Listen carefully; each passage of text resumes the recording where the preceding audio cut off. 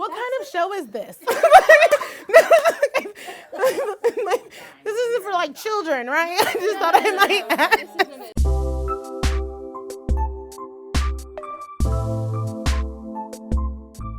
So I am Gabourey Sidibe, or Gabby, and I've written this book. This is just my phase, this one. Try not to stare. And I'm going to tell you 5 things that you did not know about me. So the first thing you might not have known about me is that I was destined to be famous. When I was 9, my dad's second wife, who did psychic readings out of her home, told me that I was going to be famous as Oprah. Eventually, I would be stopped in the street. Like as a teenager, I was stopped in the street by another psychic who said she saw in my eyes that I was going to be famous.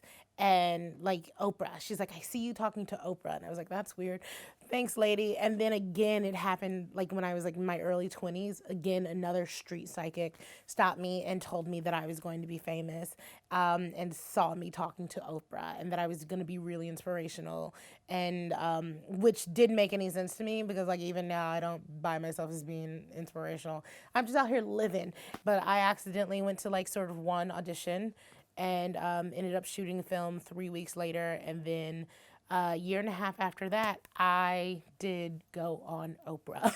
I went on Oprah, and I actually went on the show that Oprah announced her retirement on. So all 3 psychics were right, and it happened just in time before she was gone. The psychic I saw when I was 9, Tola, also predicted that I would have twin girls. But honestly, it's still looming on me. I've not been pregnant yet, but it could happen at any second if you want to be involved with it. The second thing you didn't know about me is that I actually used to be a sex worker, specifically a phone sex worker. I, was just your average poor college student who had actually failed out of college at the time. And I was bored and looking for money and looking for easy money at that. And I was too shy to be a prostitute, but I could figure out how to do it over the phone. And so I found a place that does phone sex, and I joined it, and I did it for about 2 months. And I didn't quit. No, because I'm not a quitter. I got promoted. I became a receptionist. I also became the girl that takes, I took credit card information, because that's important too. And then I became a monitor. So I would monitor phone sex calls, just to make sure everyone was being nice to people. Or if the guy didn't want you to be nice to him, that you were being mean to him. That is very, very important. And I did that for about 3 years until the psychics were right about me being famous. Then I stopped. I'm too fancy to do phone sex now. Well, to be paid for it. I do it for free now. Look, phone sex was amazing because it's 100% improv. And so every time, my phone rang, you have to figure out who he wants very quickly. It was all improv, and it helped me. It was certainly what I did before I was an actress.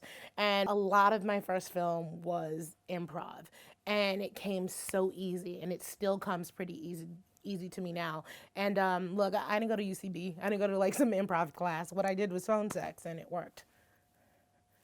The third thing that you don't know about me is that Lena Dunham is she's a pretty big fashion icon to me. Only for the fact that she kind of wears whatever she wants to wear. Anything she wants. And I think that when I was first doing red carpets, even now, doing red carpets, no, I'm a little dead inside, so I don't care about it anymore. But at least up until last year, every time I have to do a red carpet, I'm freaking out about the dress. I'm freaking out about the shoes. Do I have, what is it? The SULP? Wait, SULP? It's sweaty upper lip area? Sula, that's what it is. I learned that today. Is that not something you guys say? Was I led astray? Lies. God damn it. Well, I'm always worried about whether or not I have a sweaty upper lip area. Sula, if you will. I went to, I think it was the Golden Globes, and I was in line behind Lena Dunham, and she's wearing this Giambi skirt that's gigantic. It's like layered, layered, layered. And I was like, her dress looks so convenient for everybody else. Inconvenient rather for everybody else. Cause it was like in everyone's way and like you're stepping on it and it's like all puffed out. Like she's sitting in her seat and like the dress is here. Like the skirt is like everywhere. It's on other people. And I was like, look at her go. She don't give a fuck. She don't even give a fuck. And I was like, that is the greatest thing in the world, to not care, but to feel really, really pretty at the same time. And I think seeing her be able to do that really, really, really helped me not care what people thought either. The fourth thing you didn't know about me is that the night of a really, really big premiere, my first like premiere, not for my own movie, but for like a Hollywood premiere that I wasn't involved in, I was evicted. Like my mom and my brother and I were all evicted from our small apartment that day. I like wake up to like knocks on the door and like my mom crying and my brother yelling and stuff like that. And I go into the living room and we're being evicted. And I'm not even sure why. Apparently it was like some oversight or whatever. But my mom was like freaking out, and all of a sudden like I had to be the mom, which is always weird. You know, like you have a mom and then all of a sudden she looks at you to be the mom and you're like, what? I just got here. I'm new here. You know what I mean? So yeah, we were evicted. I had to go to my best friend's house, who I did not invite to go with me to the premiere. But you know, she looked out for me, and I went to that premiere that night and nobody knew that I had been evicted. And I was like trying to be like a son. I was like, no, I'm okay. I'm okay. Like crying, but still being like, I'm okay. Like, but I made it, you know, and look at me now, God damn it. So, fifth thing that you may not know about me is that I am currently dead. Or not currently. No, I'm currently alive. I was dead for a little bit. But like not like in a real like, oh, an accident happened. No, the internet killed me. And here's the problem with the internet. So there was like it was like an article about how like I died on set, which is ridiculous.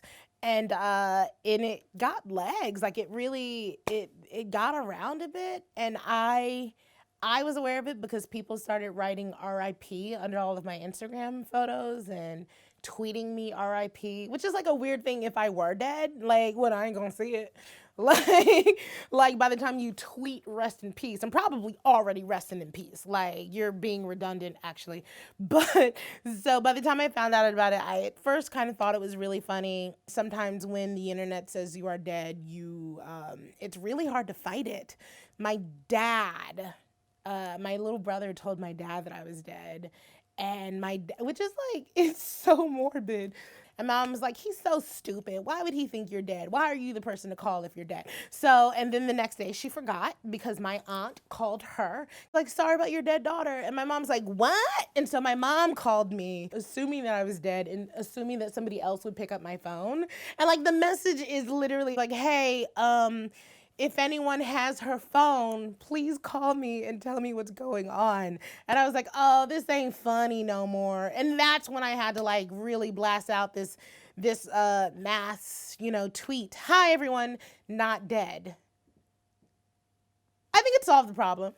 Like, look at me alive right now. You get it.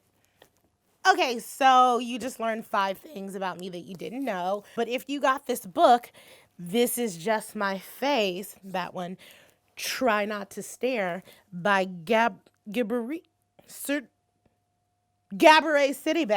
then you would learn so many more things about me. So you should just probably get it.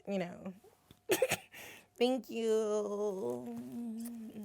And you didn't even have to pretend to, blow them over the phone.